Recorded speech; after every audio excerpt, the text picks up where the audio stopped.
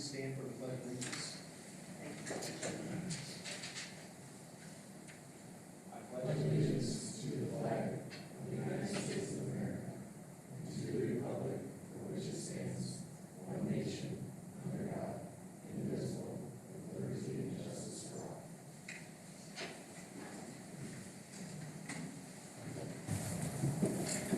Apologize for not turning on my mic.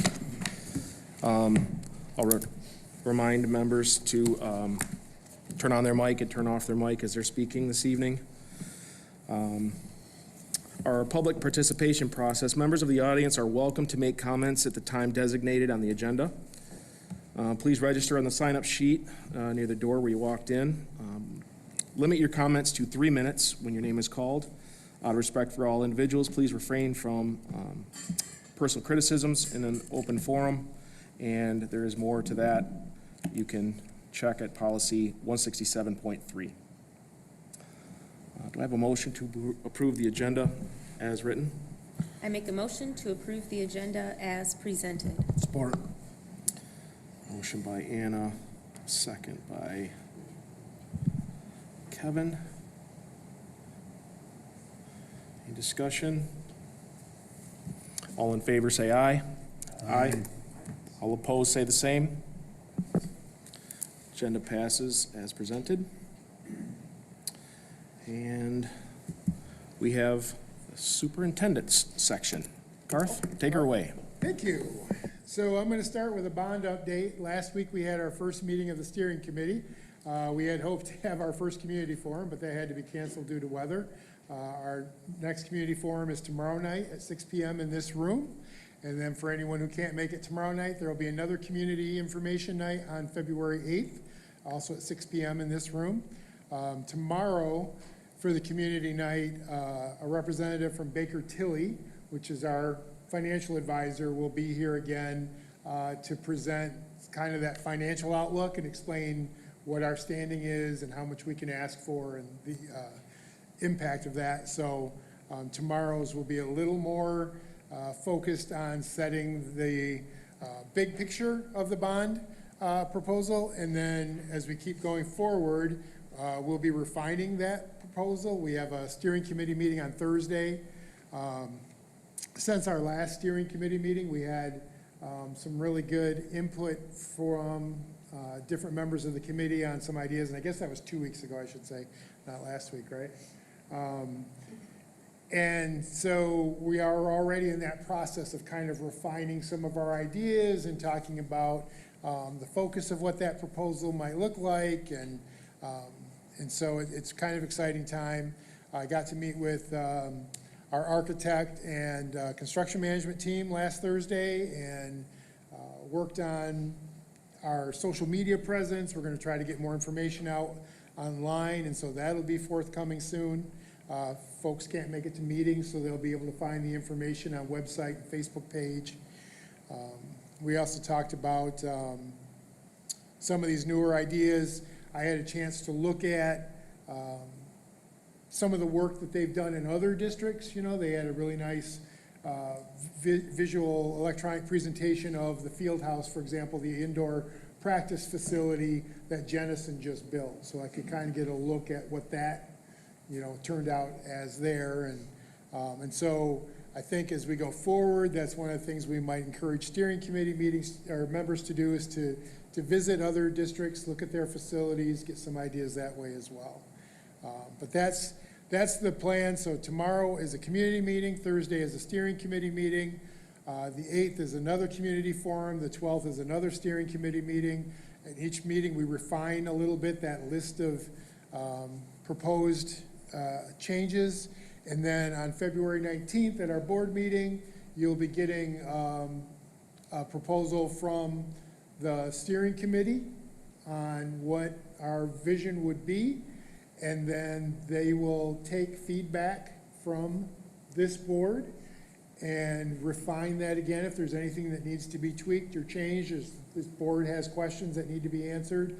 And then March 11th at our Board of Ed meeting, that final proposal has to be approved by this board so that we can go to the Department of Treasury on March 26th to present our request for bond proposal. So that's the timeline. Again, pretty exciting stuff. This is a great opportunity for us to really upgrade some of our facilities, particularly athletic facilities, make some needed renovations and additions to other buildings.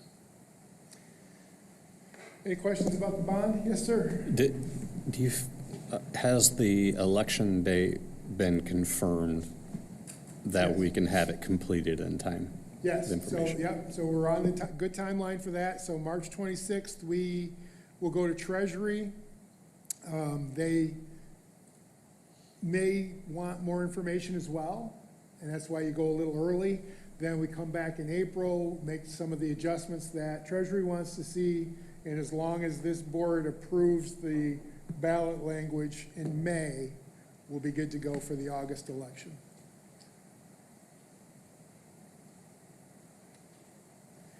Okay. So I am going to jump over to the attachments here. We are requesting, as we've talked about over a couple of different meetings, and just not that long ago, we purchased some ovens from our food service budget. This is separate from the general fund budget, but our food service budget has a fund balance which is much higher than we are asked to carry. And so we're looking for ways to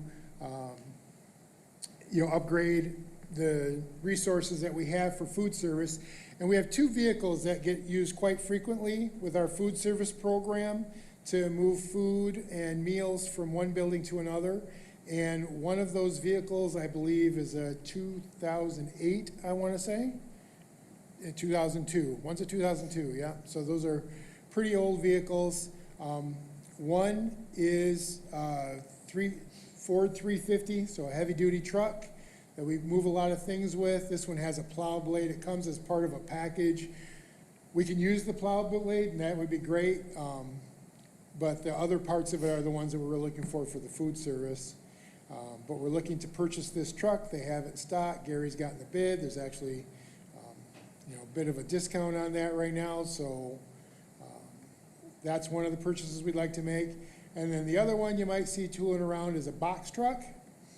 And so what's interesting about these box trucks, if you looked at the documentation, is that you buy the truck, but not the box. So they sell you the box or the truck frame, the box is separate. So if you look at the cost of the truck and you go, whoa, how did it get from that cost of the truck to, oops, I went the wrong way, did I, Gary? I think.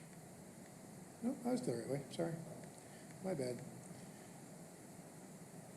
So if you look at the list price of the truck, it's less than the $76,995, but that's because it's just for the frame, the box, and the 3,000-pound lift gate are added on, and it comes to $76,995. So again, these are two vehicles that would do a lot to help our food service. The ones that we have are quite old and, again, costing us a good deal in repair. And this is the perfect time with that extra fund balance in food service to make these kind of purchases.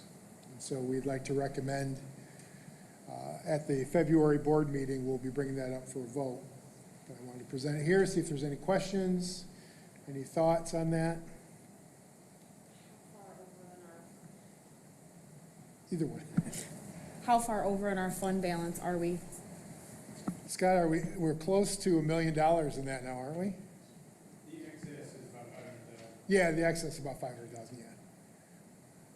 And just so everyone knows too, one of the things that we did, Scott and I sat down and talked in December, we kind of looked at, so our food service personnel are right in the middle of a 3-year agreement, and we looked at salaries, and they actually were a little low for some of our other groups, and so we went through and made an adjusted scale, and even though they're in the middle of their contract, we did a letter of agreement, and we raised all the salaries of the folks in food service because they're doing a great job, we've got the money, we should pay our people, and so now we adjusted it so that if you start in food service, you're gonna make at least as much as someone who starts in as an aide. So there's some equitableness there. And yeah, and so we adjusted the scale for this year and for next year. So just in case anybody asks, so if you got that money, take care of your people, and that's what we're trying to do. We did adjust that salary scale. You did say that, you said that we already have trucks that match these, but they're old, so there could be a little bit of, Yeah, once it's, selling them, we could make a few bucks back. Box truck would be worth something, 2002 Chevy probably not so much, because you gotta put your feet through the floorboard. So, there'd be a little, A little bit, yeah. the box truck is, What year is that box truck? 2008, yeah. So yeah, it's already 16 years old. And when you drive it every day and you haul and stuff, it wear and tear. There been many repairs to that? I mean, is it starting to nickel and dime us a little bit, or? yeah, the pickup truck, yes, the box truck, yes, we had a lot of trouble with it. Oh, yeah. Probably. Yeah, we have a lift on one of our Actually, trucks. this lift is one of the top unders, so it is cumbersome. Okay, perfect. Nice, thank you. And this would come from our overage in our food budget. And Yeah, what's, yeah, when we say we're over 500,000, that's, we would still have, our target is like 380,000 or something like that. So we're 500,000 over the 380,000. so we want to get it down to 380? Mm-hmm. Okay, We probably won't get that far, but we're making a good faith effort in the okay. state's eyes. Enough to keep getting the grants? Yeah, yeah. Okay.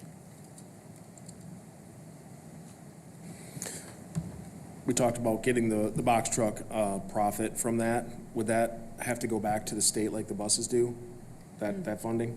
No, if you, That's a good question. I'm pretty sure if we sell that, especially if it's under, I think it's under $5,000, it's part of the GASB policies. I don't think we have to return that. I think that goes into our general fund. I'll double check, but I think as long as it's under a certain value, you can. We get over hang on. 5,000. Okay, So that thank goes you. in, that'd go back in the general fund and not our food service? Oh, food service budget. Okay, I'm sorry. okay. Thank you, Lynn. Could we just trade it in and get a reduction on that and then an additional tax reduction? I can ask, I did not talk to Steve about that. So I can Yeah. ask. You'd probably get more money out of it trying to sell it. Yes, versus the trade. Mm-hmm. We'll call Coopersville, see if they're interested. We got a deal for you. Okay. Next up. I think these were in order. Jump over to make sure. Yep. So, one of the things that I've heard, a little bit of a pun there since I'm talking about our sound system. But one of the things that I've heard is that there are concerns about our sound system in the field house. The speakers in there are original, so you're talking going on 30 years. And we have updated some of the components of the sound system itself, but that can cause some trouble too, because you've got, newer updated equipment trying to speak to older speakers, and so it's just not a high quality sound in there. But one of the things that we've talked about, and you're gonna hear later from Scott, our general fund balance is healthy as well. And we've talked about if we're gonna go out for a grant or a bond, we should think about how are we using our general fund dollars to address some of these infrastructure needs. And so that's why we're gonna make this request to purchase these speakers out of the general fund, because we believe we have the funds to do it. We need it. If we can get on it now, we might even have the upgraded system by graduation in May. Is that possible, I think? And so that's our hope. And so if you've been to any event in the field house, you know that the sound system is not good. And so we want to upgrade that. We have two bids, and I gave them both to you so that you could see what they look like. One is from Parkway. Parkway has done a lot of work for us, and will continue to do work for us, but you can see their bid is on here. Their bid was for almost $80,000. And then we also have a bid from Town and Country. Town and Country's bid came in at like $68,000, so significantly less. Town and Country has a great reputation. They've done a lot of good work. They do a lot of work in bigger districts. I think they recently completed some work in West Ottawa schools, and Muskegon too. So they have a good reputation as well, and so my recommendation in February, after talking with Gary, is going to be to take the bid from Town and Country. I think the price difference is appealing, but also the fact that you've got a quality company that with a good reputation. So I didn't know if anybody had any questions about that. I mean, we still, like I said, we do a lot of work with Parkway. They do a lot with our camera systems and stuff, so I don't think this hurts that relationship with them, but. Yeah, I have a question. Have we mentioned West Ottawa, have we heard their PA system and their speaker system? Like I've the- not, when we but get- I've talked to people in West Ottawa and they're happy with what they've got. And are there any references for Parkway then? Parkway would probably be our own reference, because I think I got some, they have done other schools. I can get that. Okay. They did some with bigger schools as well. They did some work in Grand Rapids.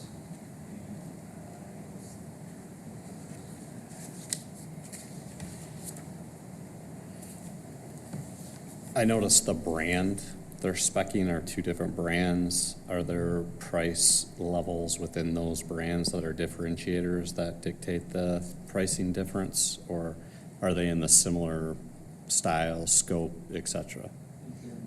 Similar stuff. Yeah.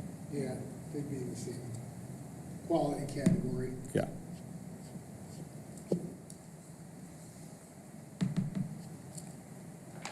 Okay? All right, so I want to talk a little bit about an idea that they have been discussing at the high school. It's to have a seminar period, and some folks tell me they remember having like a seminar period when they were in high school or an advisory class, and that's simply what this is. One of the things that we found is that, we've been doing a lot of SAT prep in various classes, and we think that we could do a better job with SAT prep by using a seminar period. If you do SAT prep in a core class, then that core class loses all that time from their curriculum. If you do a seminar, the proposal was to do it 2 days a week, 30 minutes at a time, take 5 minutes from each class to create that seminar hour, half hour. Then you're not taking all of those prep minutes out of the one class. The one thing I will say is that this is just being discussed. It hasn't, our senior leadership team has come up with this idea. I wanted to kind of get it out there in front of you, get some feedback. I think Ms. Murphy is still working with her whole staff. They want to talk to students, maybe get some feedback from parents on this idea. So it's not like, oh, we're all set, we're just going to run with this. But their first step was to have that senior leadership team define what that seminar period would look like, right? It's got to be purposeful if you're going to take an hour out of each week. We think it can be. There are great examples of this being done in other school districts that we've looked at.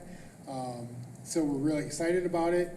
But again, I wanted to put it out in front of you to get your feedback, but please understand that we still want to get feedback from the rest of the high school staff as well as our high school students and families. So didn't know if you had any particular questions about that. Again, it's not really revolutionary. It's something that's being done in other places, and we've actually had it here before. So 3 days a week, the schedule would be the same.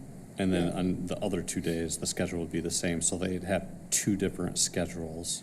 You basically have the same schedule except for the one day, it would just like, everything would be 5 minutes long. Yeah, but so if that happens twice a week, those two scheduled days would be the same. So Tuesday, Thursday Oh, yeah. would have the same, I'm just throwing it out, Tuesday, Sorry, I Thursday. misunderstood. So Tuesday, Thursday would be the same schedule, Monday, Wednesday, Friday would be Yeah. the same schedule? Is it? Okay. And then it just seems like the other question I had, several of the items maybe are more geared towards college readiness. Is that the proposed majority content, or will it consist of items relative to people who are not college prepared? Yeah, I think it'll vary by grade level, would be a lot of that too. You know, I think that there's gonna be an opportunity here for, you know, freshmen who need additional support with the class, someone who misses tests, they'll be able to make those up. I think some of that college career readiness stuff would show up in the higher grades. Ms. Murphy, I don't know if you had anything you wanted to. One of the things that our leadership team is talking about is working in like executive functioning, job skills, that communication, organization, planning ahead, seeing what I have, and developing those systems. So that would probably start all the way from freshman level on. So instead of just expecting kids to know how to do it, actually teaching them. And then one last schedule, how does that correlate then with tech center because we have students who go in the morning and in the afternoon, so will there actually be dual periods or? Okay. Sorry. Yeah. So I think you kind of answered the question. I kind of had the same question, Josh. I mean, if a kid's not, hey, he's just not gonna go to college. I mean, hey, he's set his course. He's like, hey, I'm gonna go get a job after high school. Is that what we're talking about, bringing people in to help them, you know, with job interview skills and stuff like that?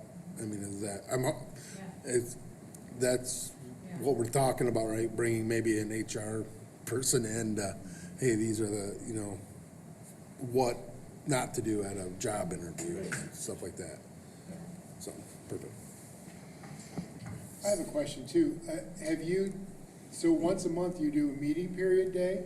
Would you continue to do meeting period day, or would one of these sessions become your meeting period day? We talked about probably keeping the additional meeting period in extension to these. Okay. And then one of the things, can I add on one more thing? That's kind of a bullet point up there, but one of the things that we're really working towards is having our leadership team is planning it, so this is not an extra prep for our teachers, like everybody would be provided what they're doing. So the teacher's not doing more, they're just facilitating through the student skills that we're picking up. Well, that's one of the nice things that they shared with me too, is the idea is, and again, anybody who's been through an advisory, you know, every teacher gets a class, every teacher gets a group. And so if you think about any particular hour of the day, first hour, second hour, third hour, there are always a group of teachers who are on a planning period. So your kids are spread out over a group of teachers minus this group on their planning period. But when you do this, every teacher gets a group, and so your size of your group shrinks now. You don't have a 25, 30 student class, you have 20 kids in this advisory group, and so that's one of the nice features about it too. Doing this seminar is every teacher's involved, every teacher gets a group. I think the vision is that maybe you stay with your person, so if you get put in a seminar in 9th grade, you'd have that, you know, if you had Mrs. Harness as your seminar teacher in 9th grade, you'd have her in 10th grade, and so you start to build that relationship, those mentorships. It's helps kids build that confidence. They got an ally that they can go to. So a lot of those positive concepts there for classes like this. And it's not really a class, but it's a seminar period. So it wouldn't be, so a kid that's gonna go to college could possibly be in a kid that says, hey, I'm not going to college when you get into, because they would have to make that decision pretty easy if you're gonna keep them with the same group. Well, I think the flexibility with this is this teacher's gonna have this in their room. Another teacher might do something, not every time, but you could. Yeah, You but kind of do a meeting period where you do different groups. We'll probably do that kind of instruction differentiated within the class. It wouldn't be like all the students geared towards one thing, would be grouped together. Okay, I guess that was my question. Yeah, so that's why we considered, like, this leadership team is talking about client advisory, so the teacher can be more of that advisor to, whatever students are in there. And less about, I think, just trying to get the score on the SAT, but to build up those skills to be able to problem solve, read directions, communicate to your boss, have a problem, work through it. I have an assignment, I don't know what to do, what resources can I use, and have an advisor to help them through that. So, those are, that's kind of the start of our vision. All right, so we'll hear more as we get more feedback from, Just one more quick question. So each teacher will have the same kind of format and agenda? Okay. And then each grade level will have the same type of thing. It'll be standardized, fairly standardized for each grade level?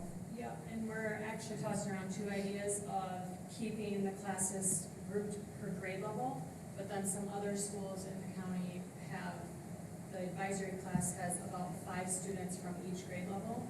So there'd be 5 freshmen, 5 sophomores, 5 juniors, 5 seniors, and we looked at different ways that they've compiled that, but that is unique and I think could provide that opportunity to create some student-to-student mentorship.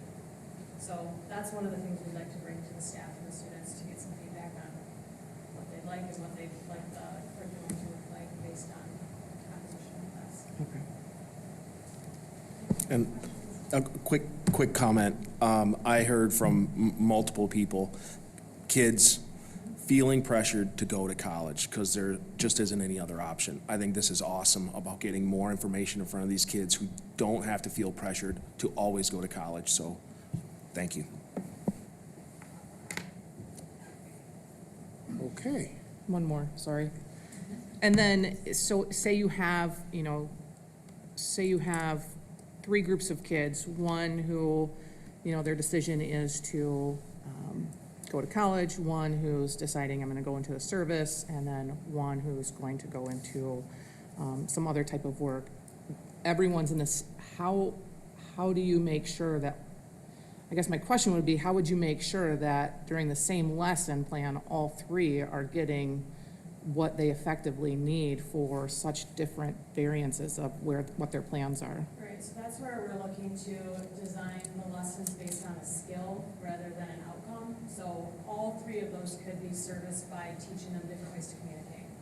All 3 could be serviced by, I have a problem, how do I find my resources?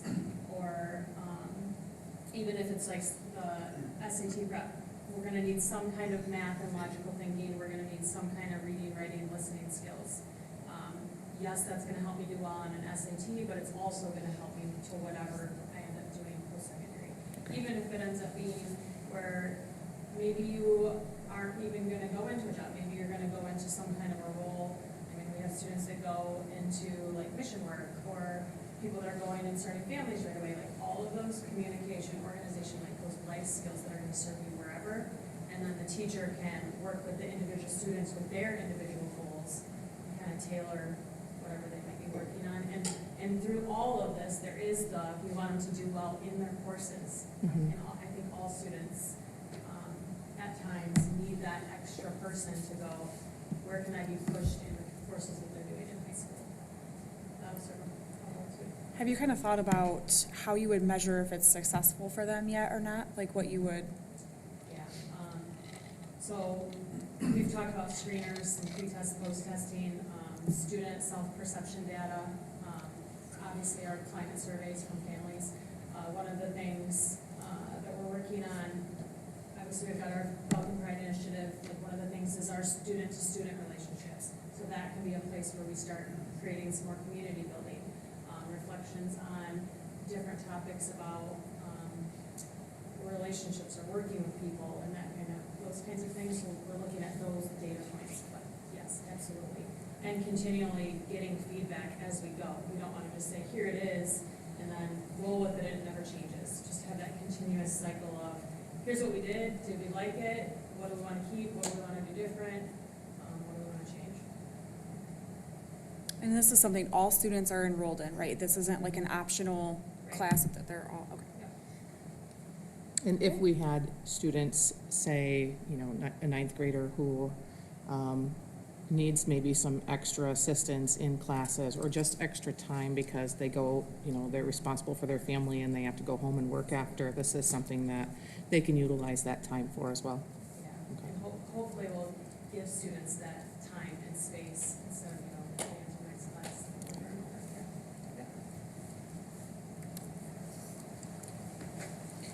Okay, next up, we have a series of board policies that need to be updated. This is in response to legislation that passed last year, which changed some of the employment laws for the state of Michigan for school employees. The first one up is this one that talks about board powers.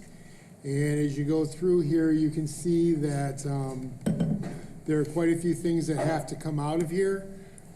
Again, prior to 2011, these topics were all subject to bargaining. In 2011, they became prohibited subjects of bargaining based on legislation. Last year, our legislature decided to go backwards in time, and so these pieces have to come out of our board policy. Now, one thing I want to emphasize is that they have to come out as prohibitive subjects of bargaining does not mean they automatically become a part of our collective bargaining agreements. All these changes mean is that if they're going to go back into the contract, they have to be negotiated back in.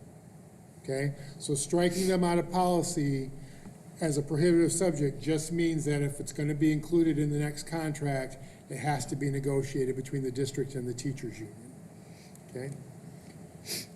So you can see that's this first policy is basically just striking out all those things which were considered prohibitive subjects of bargaining. Now they have to be bargained again.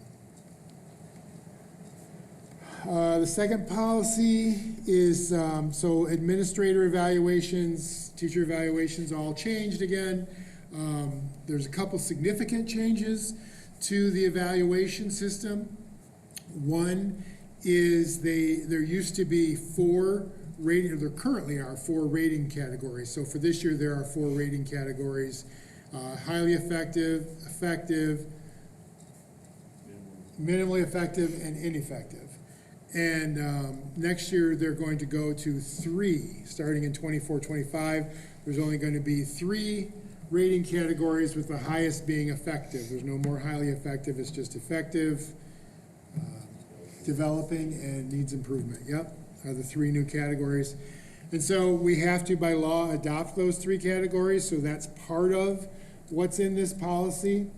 The other part is, so if you look at C on here, through this school year, so through June 2024, all evaluations for both administrators and staff, which we'll get to in a minute, have to include 40% student growth data as part of the evaluation.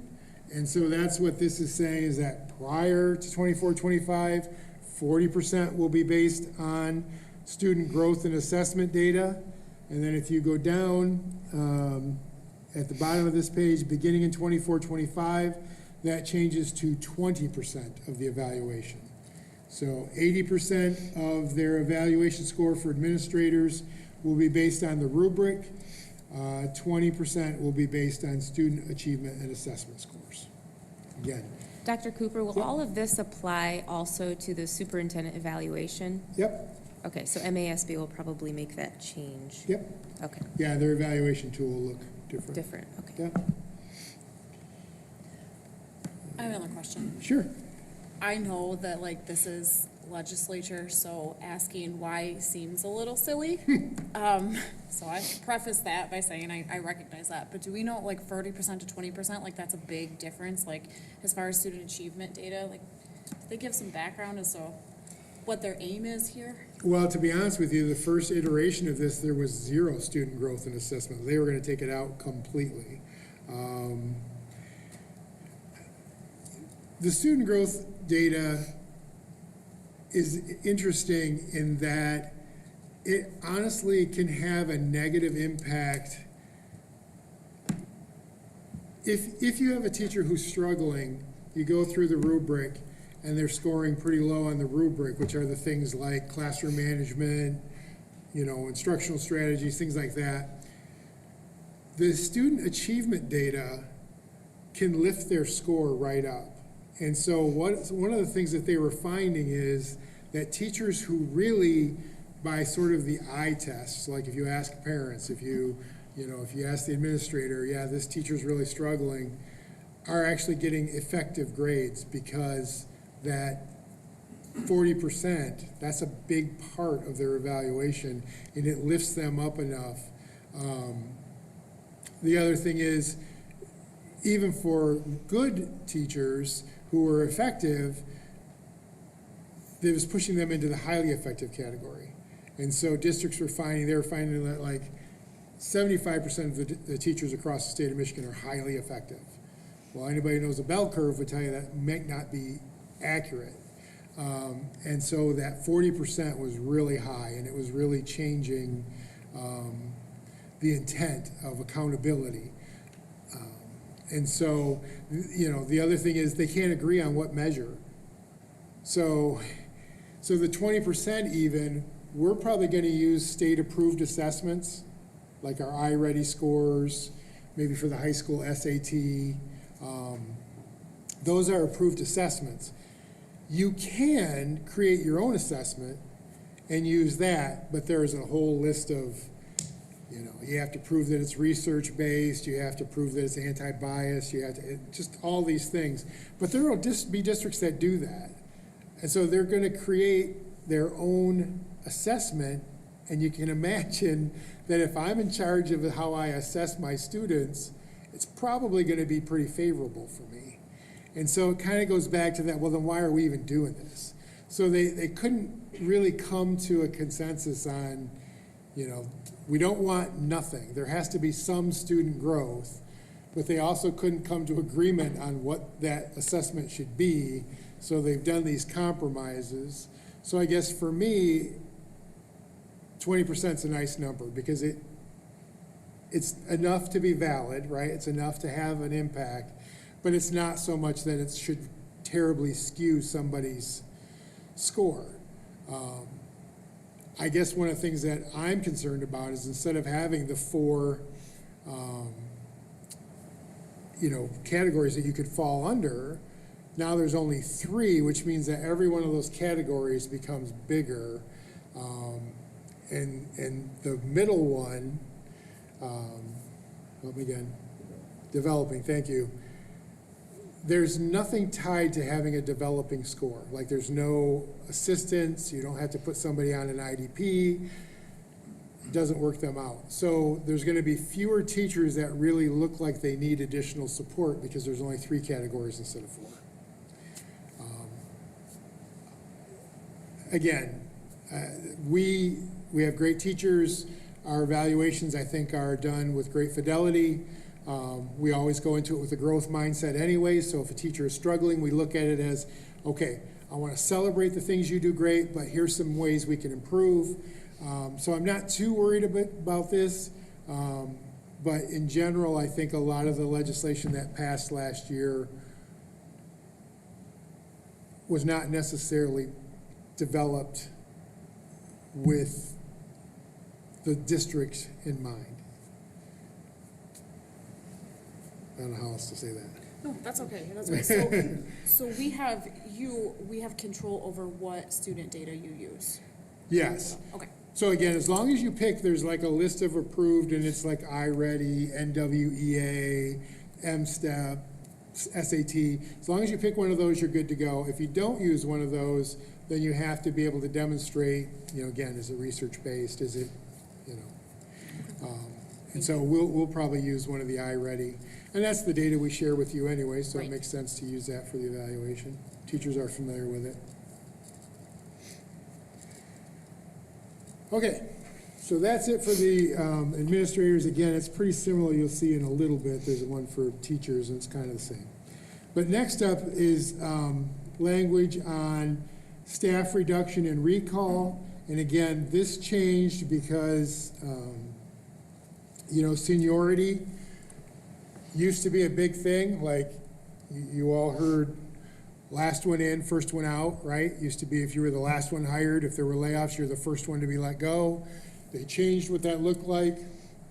And now they kind of changed it back, but not completely. So one of the things is you cannot use seniority as the number one criteria for making determinations if you do layoff, but it can be one of the criteria. So they worked that back into the legislation. So as you go through here, I don't think there's any major changes here. You know, we still have, if you come down to this section, you still see that if we were to do layoffs, we can still consider not just length of service, but let's say we've got 10 teachers in fourth grade and we need to reduce to 9 teachers in fourth grade. One of those teachers just started in fourth grade last year and the rest have been doing it for multiple years. Well, you're probably, you could say, well, those 9 have been teaching this for a long time, so we're gonna leave them in that grade level. But here's all the other things. You can look at a teacher's disciplinary record, you can look at any special training they've had. That special training, if we send somebody to get trained to teach AP biology, right? And then we have to cut a science teacher. Well, if we cut the AP biology teacher, then we don't have anybody to teach those AP classes. And now our kids get hurt because we don't have someone who's had that training. But this allows us to use that as one of the criteria. So again, these are just, they rewrote these based on what we can consider under the new law. You can look at a teacher's attendance record. So there are a lot of things that we can still consider. There's 2 sort of competing things here. One is the legislation, but there's also the Teacher Tenure Act. And the Teacher Tenure Act gives us a lot of information about some of these teacher issues as well. And so what our policy does is it balances the language of the legislation with the language in the Teacher Tenure Act, and then keeps our policy in compliance with those 2 pieces of legislation. So again, I think these are changes that we would want to accept. I see that it does talk about minimally effective, ineffective. Yep, that's got to come out because that won't be a thing after June. Okay, so it looks like the policy is only changing like how it's written, but not actually removing that. So there'll be another update removing that. So it looks like it's just what was been changed is the capitalization of letters and not removing the actual. Some of that. So what they're saying right here, so if you look at the drafting note between C and D, so D through H, they're no longer in the law, but we can still include them in our policy. There's nothing saying you can't do it. It used to be in the law to say that you needed to do this. Now it's just saying you can or you can't, it's up to you. And so yes, we want to keep this. Otherwise, we'd be throwing it out just because it's not listed in the law anymore, but these are good rationale for making those decisions, so we do want to keep them.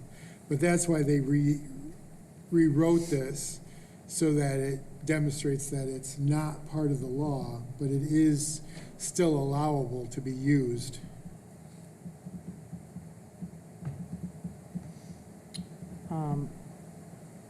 So just so I get these 2 policies in my head, after 20, a 3-tiered system of a ranking, but prior to, we have that 4 current, right? Yeah, through June of this year, through June of 2024, we have the 4 rating systems, and starting on July 1 of 2024, although you wouldn't start an evaluation that early, but starting on July 1st, 2024, there'll be 3 categories.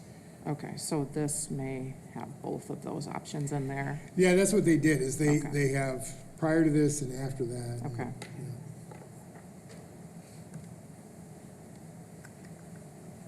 But and the reason they had to do that is because the law changes in February.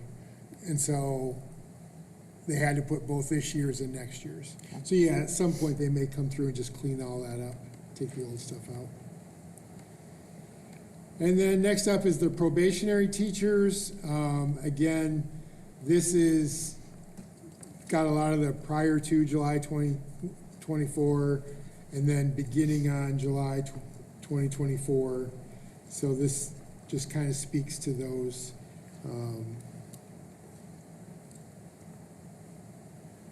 You know, it's a little muddy too.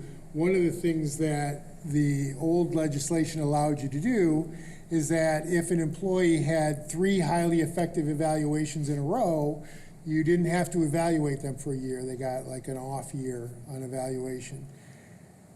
Well, now there won't be highly effective anymore. So they had to put language in here that says, well, if you got 2 highly effectives, but then an effective, that's like 3 highly effectives, so it works. So it kind of muddied the whole thing because they're changing the system midstream. So that's why there's a lot of legislative gobbledygook. And then the last one, again, is the professional staff evaluation. And this pretty much mimics the administrator evaluation.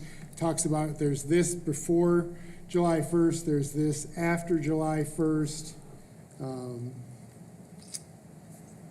You know, prior to July 1st, there's this much on student achievement. After, there's this much on student achievement.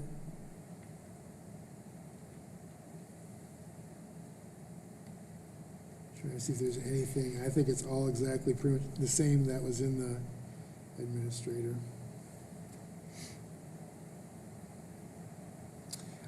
One of the things that did change in here, just so you're aware, is there's more specific language about classroom observations. And so they changed the length of time that you had to be in a classroom. I think there used to be one announced and one unannounced observation. I can't remember if that part's still in here. But they used to be, it had to be a 30-minute at least duration, and now it's 15 minutes. So, yeah. I'm not sure 15 minutes is long enough to... That's a minimum set, right? Yeah. Is that something where we can say, we know the minimum is this, but as a district, we would prefer to keep it at 30? I'm thinking, man, can't evaluate very much in 15 minutes. I think, honestly, that's one of the things that could end up being negotiated.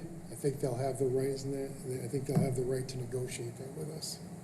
I know. But the law does say at least 15 minutes, so Right. that gives us that leeway to say that it's more.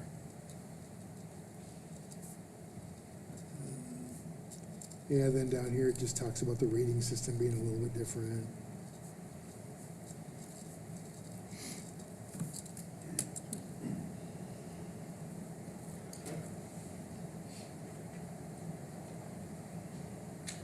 One good thing is there was at one point, like teachers were gonna be able to grieve their evaluations, ask for mediation on evaluations, and that would have just made the system so cumbersome, and there's not that anymore, so at least that didn't make it into the legislation. That was good.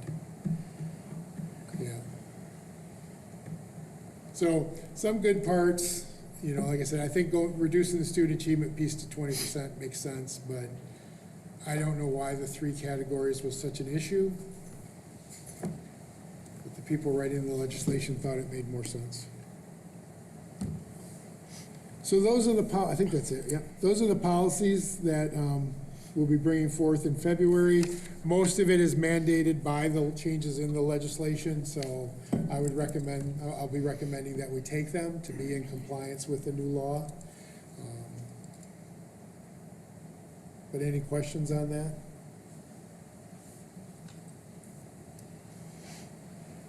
Okay, then next up, I believe, is Mr. Park. Let me just double check, yeah. Budget First Amendment. Let's Okay, have it on the Moodle site, there was a narrative summary of the general fund and food service amendment, and also some slides that we're gonna go through on the screen.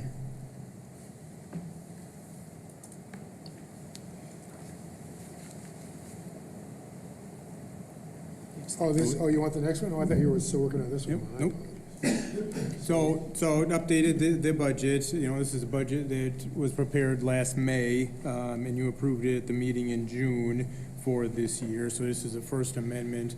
We'll do another amendment in May for the same year. If we look at the updated assumptions, pupil count, we're 6 FTE higher than what was in the original budget, so that helped us out a little bit. No change to the per pupil foundation grant, because we knew that dollar amount when this was put together. Still all discretionary expenses, you know, most are higher due to inflation. The biggest change in this amendment is additional federal and state grant funds. So if we look at the next slide is our revenue. We're now projecting to be 3.2 million higher than what was in the original budget. And the biggest increase was additional state and federal grant funds. Some of these were grants that, you know, that we get every year, like our IDEA for special ed, some of the at-risk funding, but all those dollars were increased quite a bit this year.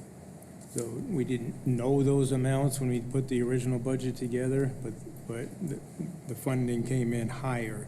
So we were able to then shift a lot of the pay and benefits that were already in the budget against these grant funds. So that helped us.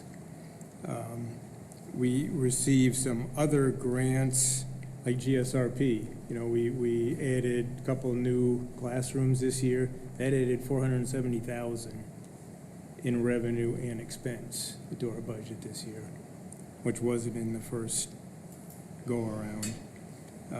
Other things, there was a transportation grant that all districts in the state received this year. We knew it was coming, but we had no idea how much we were going to get.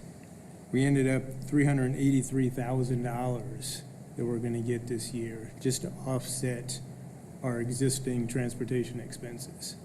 So we're not incurring any other expense. They're just giving us some money to go towards our transportation. It could just be a one-year thing. They haven't said if it's going to continue into next year. So that helped us. So most of the new and higher grant dollars, 2.4 million is offset some of it mostly is offset in the expense, but about $1 million of it just falls to our fund balance, like to our bottom line. So if we go to the next on the expenditures are up $2 million over the original budget. 1.2 million of that is related to additional grant spending. In other areas of increased spending are staffing costs and capital items that were not in the original budget. And so on the next slide then, you see the top line, our fund balance, we ended last year, 5.4 million, or 13.6% of our total expenditures. So we'll add another $1.2 million now with this budget, so we'll be up to 16.3% fund balance by the end of this school year.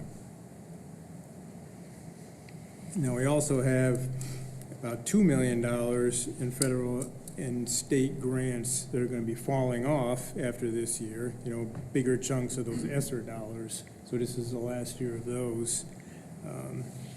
But we have some smaller ones that are going to continue that'll help offset some of that.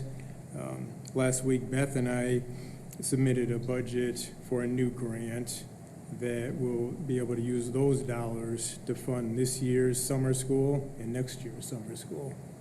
So we haven't heard for sure, but it's pretty much a sure thing that we're gonna get those dollars. So that will help us as well in the future. So we're in good shape on the general fund side. Now, if we look at food service, you know, what Dr. Cooper was talking before, you know, we're like in too good a shape there. Last school year, we didn't have the free lunch program. We did have the normal free and reduced program. So we received revenue from families, and a certain amount of the, like, every meal is reimbursed by the federal government. So that was last year. At the time I put the budget together, I put it in as if it was gonna continue. They were talking the state was gonna, you know, provide the free breakfast and lunch, but it wasn't a certainty. Well, they did, and with that, we get federal reimbursement for the meals, and also the state is reimbursing us dollars for the meals. So it's significantly higher than what we received last year. So our revenue this year now was $900,000 higher than what was in the original budget. Expense is about $440,000 higher. And a lot of that expense is just food costs, and then a lot of these capital projects we've been paying for out of the food service fund. So the end of this year, we're gonna have $1 million sitting in that fund balance. If we don't spend any more, these trucks are not in this projection here. So that $1 million is about 500,000 in excess from what the state says we should be. You're allowed to have 3 months of average expenditures in the food service fund budget. Can any of those funds be used for operational expenses or upgrades to the current facility? Well, we're looking at that. We did hear one district did get approved to do some infrastructure related changes, you know, to their high school cafeteria.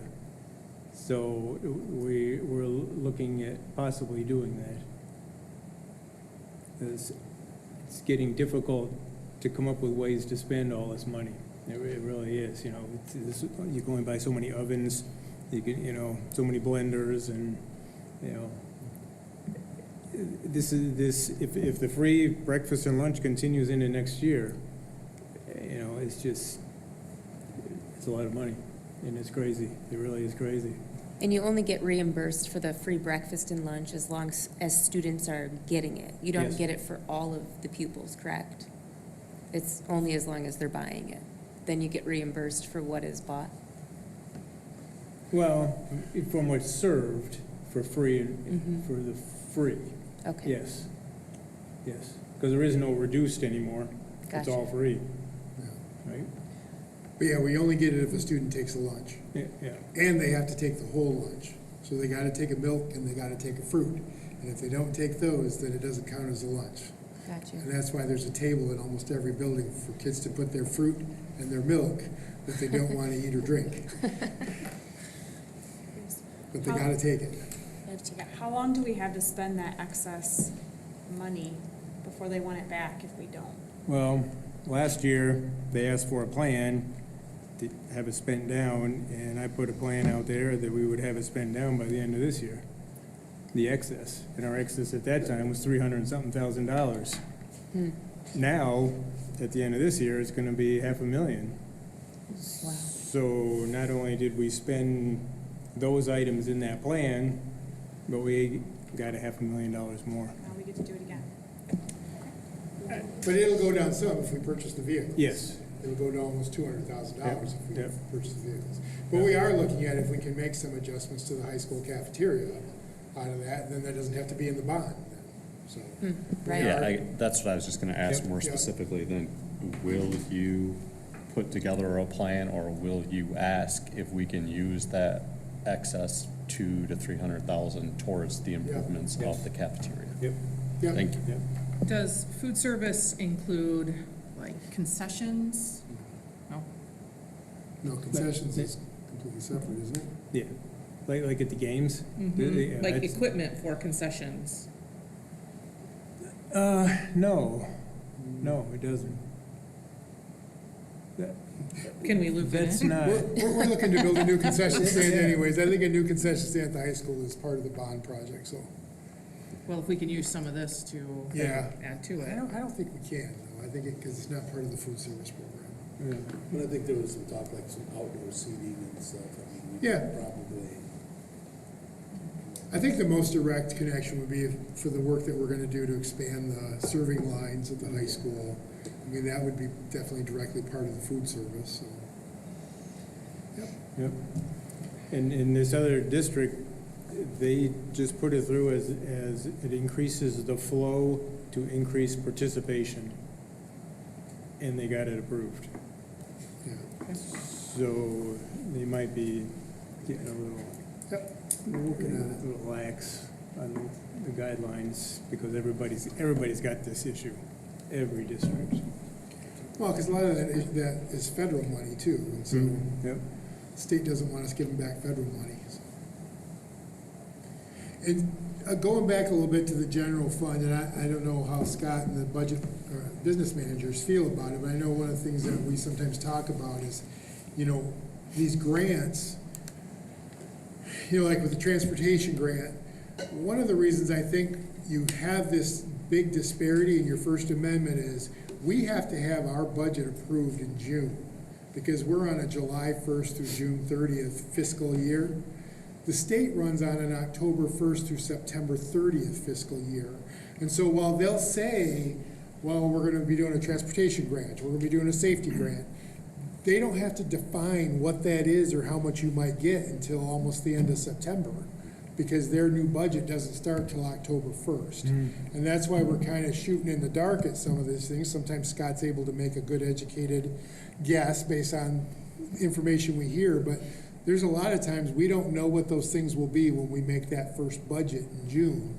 And I don't know, Scott, if you had anything. No, thoughts about that? that's absolutely correct. Beth and I have, it's almost every other day that we see another one come through. We saw one last week and it's like neither of us had heard of it.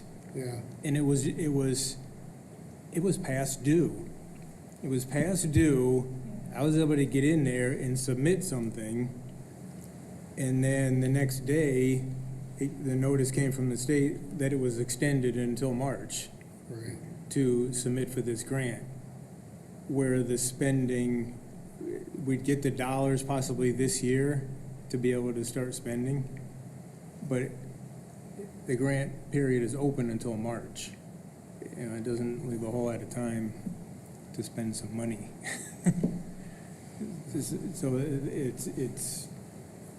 it's kind of incredible, all these grants that are coming up. And how many of them come to us, and there's another one out there that is ISD related that Beth has been working on. It's math related, curriculum related.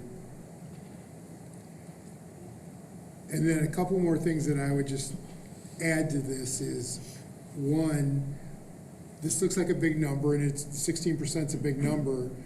I think we're one of two districts in Ottawa County that's lower than 20% fund balance. So even though that looks like a big number, we're still lagging behind a lot of the other districts in how much we have in our fund balance. This is great, don't get me wrong, it looks wonderful. The other thing I would caution you about is the Economic Forecast Council, or whatever they call that, revenue conference, said that there was a 2 to 2.5% increase in funds. So if they give us a 2 or a 2.5% increase in per pupil funding next year, that will pale in comparison to the raises we put into these contracts that we recently signed. And again, don't get me wrong, our staff deserve it, they work hard, we gave them a very fair contract, I'm glad we were able to do that. But just understand that this 16% could easily become 12 or 13% if the state's not able to continue, because they've given us really nice increases the last 3 or 4 years. There's a chance it won't be as good. So we really, when you see that news coming out of Lansing about these economic forecasts, kind of watch what those percentage increases are, because the initial one said there's only like a 2 or 2.5% growth in revenues from last year. I'm hoping that we get more than a 2.5% increase in our per pupil funding. So just something to think about, throw it out there. In there, but the URSA funds, are those, for the most part, we've used the bulk? Yep, they go away after this year. I mean, but we've used the stuff we've got. Oh, yeah. We ain't giving any back, that's for sure. Yeah, no, good question.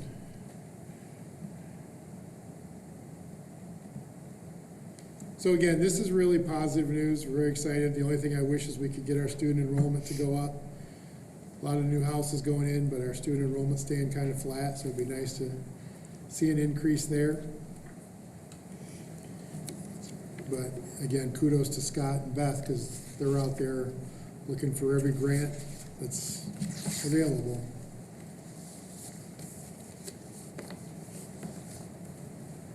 Other questions on that?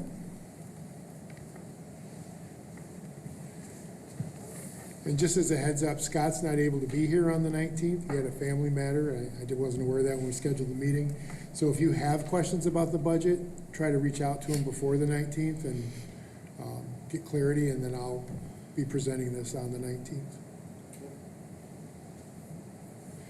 And I think that is it for me, sir. All right, thank you.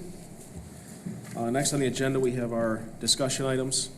I'm going to open forum for the board members if they want to discuss anything or bring anything up. This is your time to do so.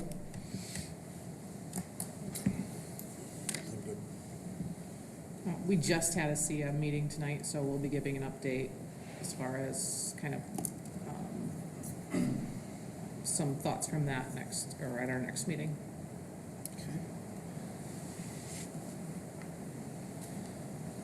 We'll leave that on the agenda. Thank you. All right, we will move on to the public comment section. Grab the sheet a minute.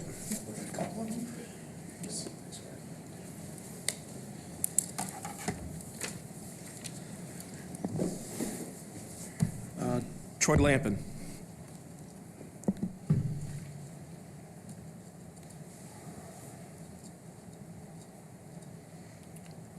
Good evening. I'm going to keep it short and sweet tonight. I just wanted to thank the PTO and the school for the family dance this month. It was a wonderful evening. My kids had a great time. PTO, as always, did an amazing job with decorating, setup, staffing. It was great. I mean, I could blather on about all the wonderful things, but it's awesome. If you get a chance to go, even if you have kids, help volunteer. It's one of the highlights of the year that my family looks forward to. So thank you to the PTO, thank you to the school and the staff, and everyone involved. It was great. It was fun.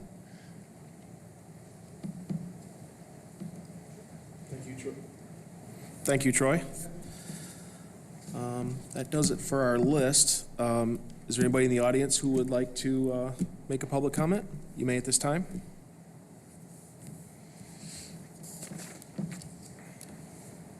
Okay.